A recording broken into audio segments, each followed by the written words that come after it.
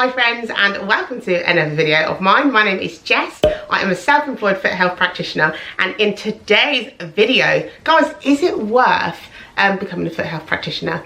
Let's talk about it. Okay, so is it worth becoming a foot health practitioner? It is different for everybody. So I get messages from people on my Instagram, and a few people have asked me, Jess, is it worth it? Do you think it's worth it? And to be honest, I can only speak for myself, and I always do say why it's worth it for me, and then, you know, it's up to you to decide whether it's worth it for you as well. But I thought it'd be a really good idea to just come on and, you know, talk about different reasons why I think it is worth becoming a foot health practitioner. I've also got on here a few reasons why I think it isn't worth becoming a foot health practitioner, and we're gonna talk about it today. So the first reason that I think it is worth it is that, guys, I am my own boss. Now that is huge for me. So basically I make all the decisions. I get to choose what colour my uniform is or what type of uniform I have. I get to choose my hours. I choose how much I charge my clients. It's basically all me. So like, I like the freedom of being my own boss. So the next reason that I think it's worth becoming a foot health practitioner is that it works around my family and it works around my kids. That's one of the reasons why I came into this job in the first place, was because it was flexible. I'm talking about you know, being self-employed here. I know that when you become a foot health practitioner, you don't have to be self-employed. You can have a job, you know, work for a podiatrist or whoever. So you don't have to be self-employed. So I am specifically talking about being self-employed. So for me, it just works around my kids as a self-employed person. So number 3 is that this type of work, working with feet, it is needed so badly right now in this day and age. A lot of people suffer with foot problems. Diabetes is on the rise. Well, it has been for so many years anyway.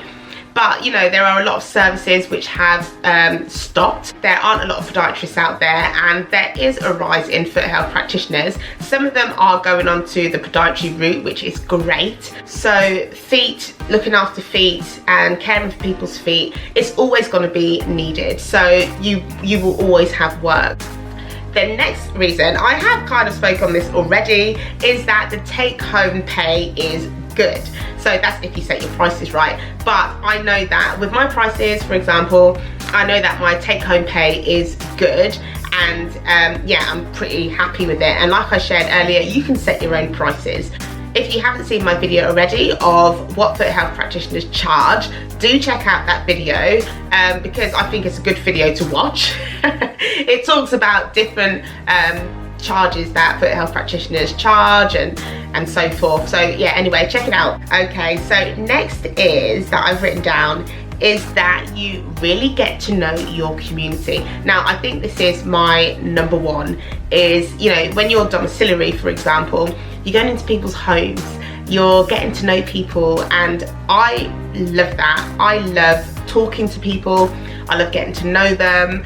You know, I love it. I love getting to know my community. So that for me is a big one, and that is one of the reasons why I think it is worth it, because, you know, you get to know people. You get to know the people that are behind closed doors that you wouldn't necessarily meet you know, every day. So that to me, it is very, very rewarding. That is the other thing on my list. That is a rewarding career, because you're helping people and you're caring for people, you know, and I love that aspect of this job. Right, now guys, I'm going to tell you the reasons why I think it isn't worth it for some of you guys out there. Now the first thing I've put is you're not a people's person. Now I've already spoken about, you know, getting to know people in your community. If you're not a people's person, this job probably isn't for you, and it won't be worth it.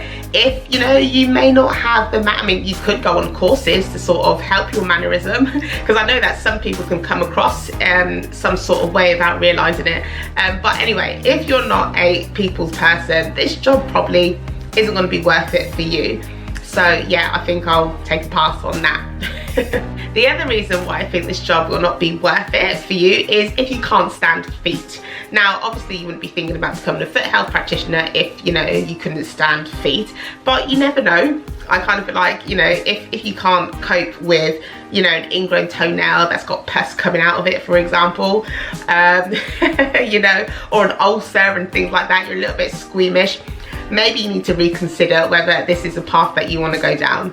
So next is if you don't like working alone. Now this job can be pretty lonely. It may take a bit of time to get to know other foot health practitioners in the area and other podiatrists, but you are predominantly working by yourself if you're doing domiciliary work. So you could maybe consider being employed rather than self-employed and working within a team of podiatrists and foot health practitioners. So I guess you still could, but yeah, just something to think about, that if you was to become self-employed and be domiciliary, then you are predominantly going to be working by yourself. So yeah, that may be a reason why it may not be worth it. But like I said, get to know people out there, network, get to know podiatrists and other foot health practitioners.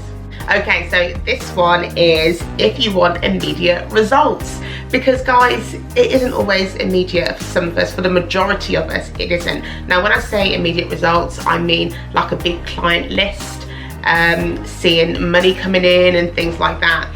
You know, you really have to be quite patient with this job. There's a lot of outgoing before incoming starts to enter, for example, your bank account and your patient list. But you know, you have to persevere. You know, you really do have to put the work in. Now that is the next thing on my list, is if you're not willing to put the work in, then this job probably isn't for you.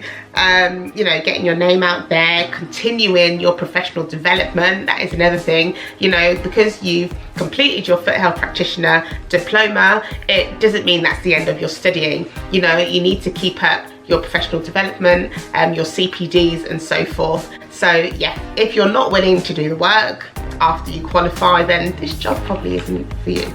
Right guys, this is a really quick video. I kind of jotted a few things down really quickly, but I couldn't think of anything else. They were the main things that I thought it was worth it for me. Let me know if you are a foot health practitioner, why you became one and whether it's worth it, and why you think it's worth it, for those that are reading the comments down below.